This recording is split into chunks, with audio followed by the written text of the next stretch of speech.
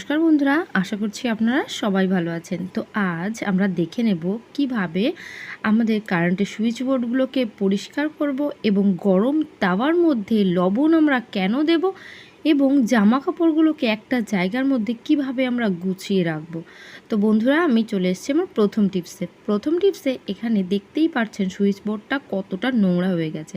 White কালারের switch যদি হয়, আমরা প্রতিদিন ব্যবহার করতে করতে সেই বোর্ডগুলো না প্রচুর নোংরা হয়ে যায়। তো এখানে বুঝতে পারছেন কতটা নোংরা হয়েছে। এবার এই যে নোংরা সুইচ বোর্ডগুলো কিভাবে আমরা পরিষ্কার করব। তো আমরা নিয়ে নেব সামান্য ডেটল। তো বন্ধুরা, ডেটলের সাহায্যেই আজকে কিন্তু এই সুইচ বোর্ডটাকে আমরা একেবারে নতুনের মতো চকচকে করব।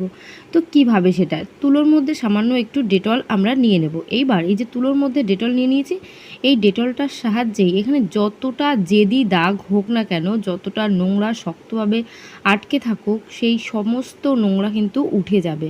কারণ বন্ধুরা, আমরা যখন রান্নাবান্না করি দেখবেন সেই রান্নাবান্না না একটা ঝাঁঝ ওড়ে। এবার বাইরের দিকে রান্নাঘরের আশপাশে যে সমস্ত সুইচগুলো হয় এইভাবেই নোংরা হয়, কারণ দীর্ঘদিন তেলচিট পড়তে থাকে, ধুলো ময়লা তেলচিট পড়তে পড়তে প্রচুর নোংরা হয়ে যায়।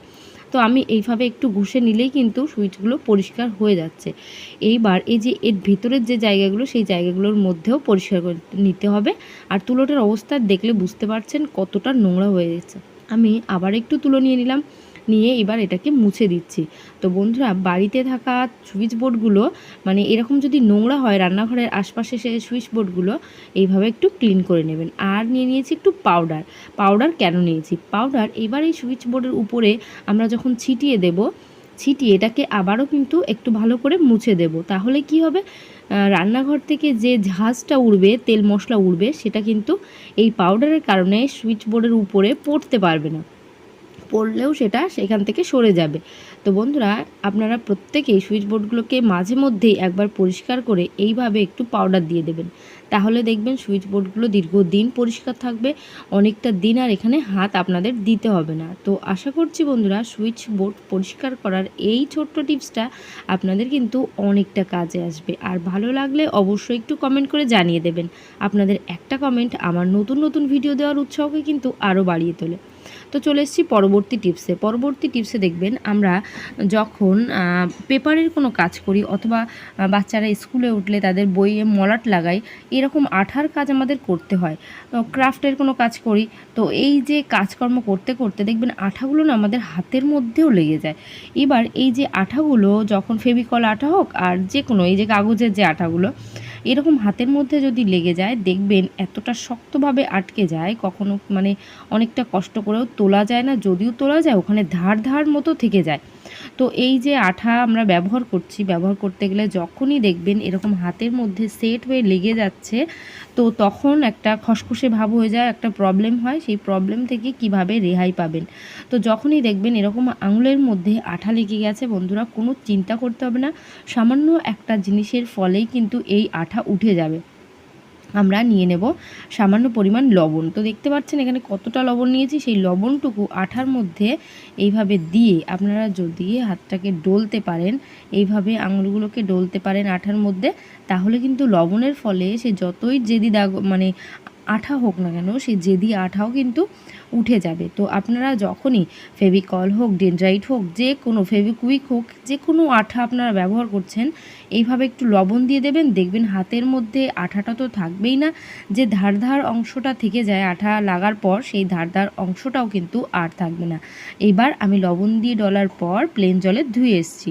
তো দেখতে পাচ্ছেন কতটা পরিষ্কার হয়েছে। আশা করছি টিপসটা অনেকটা ভালো লেগেছে। চলে যাব পরবর্তী টিপসে আমরা এখন যেহেতু পুজোর বাজার করছি, এই ধরনের কাপড়ের ব্যাগ আমাদের প্রত্যেকের বাড়িতে শপিংয়ের সঙ্গে আসছে। এবার এই যে শপিং করলে যখনই এই ধরনের ব্যাগগুলো আসে, আমরা এই ব্যাগগুলো না একটা কাজ করব, একটু বড় ব্যাগ হলে সেই ব্যাগের উপরের দিকটা এবার ভেতরের দিকে ফোল্ড করব। আপনাদের যতটা প্রয়োজন হবে সেই হিসাবে কিন্তু এটাকে ফোল্ড করবেন। তো দেখবেন দারুণ একটা কাজ করব। এই ব্যাগ তো আমাদের প্রত্যেকের বাড়িতে 2-4টে পড়েই থাকে। তো এখানে ওখানে মানে পড়ে না থেকে এটা দিয়ে যদি কাজের জিনিস করতে পারি, তাহলে কেমন হয়। ব্যাগটাকে ভেতরের দিকে কিভাবে ফোল্ড করে নিলাম। এবার এইভাবে ফোল্ড করলে ব্যাগটা একটু পুরু হয়ে গেল, এটা কিন্তু একটু মজবুত মতো ব্যাগও হয়ে গেল। এইবার এটার মধ্যে কি করব। দেখবেন আমাদের বাড়িতে জামা কাপড় আমরা কিনতে কিনতে এতটা হয়ে যায় যে আলমারির মধ্যে আমরা গুছিয়ে রাখতে রাখতে সেই জায়গাটা দেখতেও ভালো লাগে না, আর একটা জায়গার মধ্যে অনেকটা জামা কাপড় রাখতেও পারি না। তাই আমাদের এই ধরনের ওড়না, প্যান্ট, চুড়িদার সমস্ত কিছুকেই আমরা এভাবে ভাঁজ করে করে নেব। ভাঁজ করে নিলে দেখবেন আমরা আলমারির মধ্যে যখন ভাঁজ করে করে রাখি তখন নিচের দিক থেকে একটা জিনিস টান দিলে উপরের দিকে আরও 2-4টে জিনিস পড়ে যায়।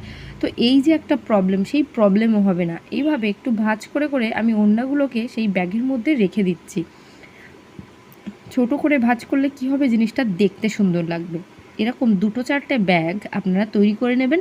ব্যাগের মধ্যে প্রত্যেকটা ওড়না, প্রত্যেকটা চুড়িদার, প্যান্ট, বাচ্চাদের জামা, টি শার্ট সমস্ত এইভাবে ভাঁজ করে করে রাখবেন। আর ব্যাগগুলোকে আলমারির মধ্যে একটা একটা, মানে আমি বলছি এখানে 3-4টে ব্যাগ তো অবশ্যই করবেন। সেই ব্যাগের মধ্যে প্রয়োজনীয় জিনিসগুলো ভাঁজ করে করে রাখবেন। এবার ব্যাগের মধ্যে আলমারির মধ্যে এইভাবে লম্বা করে করে একটা রাখলেন, তার পাশে একটা রাখলেন, তার পাশে একটা রাখলেন, এইভাবে কিন্তু রাখবেন। রাখলে কি হবে, আপনাদের প্রয়োজন মতো এখান থেকে একটা জামা কাপড় টান দিয়ে বের করতে পারছেন, তাহলে অন্যগুলো কিন্তু নষ্ট হবে না। আর আলমারির মধ্যে এটা যেখানে গুছিয়ে গুছিয়ে রাখবেন দেখতেও অনেকটা ভালো লাগবে। তো আশা করছি বন্ধুরা আমার এই টিপসটাও আপনাদের কিন্তু বেশ ভালো লাগবে।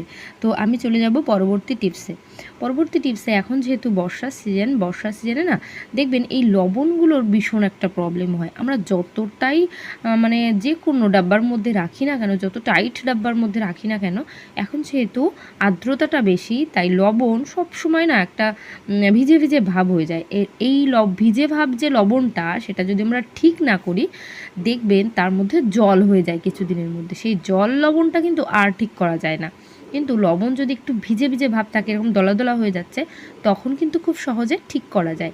কিভাবে ঠিক করব বন্ধুরা, আমরা দেখবেন যখন রুটি তৈরি করা হয়ে গেল, তারপর আমাদের তাওয়াটা কিন্তু বেশ কিছু সময়ের জন্য গরম থাকে। তো সেই গরম তাওয়াটার উপর আমরা যদি লবণগুলোকে দিতে পারি, আর এই যদি রুটি করছেন না তাহলে একটু গরম করে নেবেন, কিন্তু নিচে আগুনটা ধরিয়ে রাখবেন না। তাওয়াটা গরম করলেন, গরম করার পর ওভেনটাকে অফ করে দিলেন।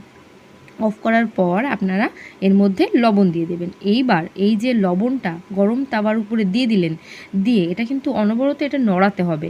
এই যে বারবার যদি আপনারা নাড়াতে তাহলে কিন্তু লবণটা একদম মানে এর মধ্যে যে আর্দ্রতাটা আছে, ভিজে ভাবটা, সেটা একদম শুষে নেবে, মানে এই যে তাপের কারণে। এবার আপনারা যদি এটাকে এইভাবে দিয়ে রাখেন তাহলে নিচের দিকটা পুড়ে পুড়ে যাবে, লালচে কালার হয়ে যাবে। আর যদি ওভেনটা ধরিয়েও রাখেন সেক্ষেত্রেও কিন্তু তাওয়ার নিচের দিকে যে লবণগুলো লালচে কালার হয়ে যাবে, পুড়ে যাবে। তো বন্ধুরা এইভাবে একটু নাড়াতে দেখবেন কিছু সময়ের মধ্যে লবণগুলো একেবারে ঝুরঝুরে হয়ে যাবে। তো বন্ধুরা যেমন অবস্থা প্যাকেট কাটলে লবণ থাকে ঠিক সেরকম লবণ হয়ে যাবে। তো আপনাদের আমি জানি সবার বাড়িতে একই প্রবলেম হচ্ছে, লবণ একটু ভিজে ভিজে যাচ্ছে, মানে ভিজে ভাব হয়ে যাচ্ছে আর্দ্রতাটা বেশির কারণে।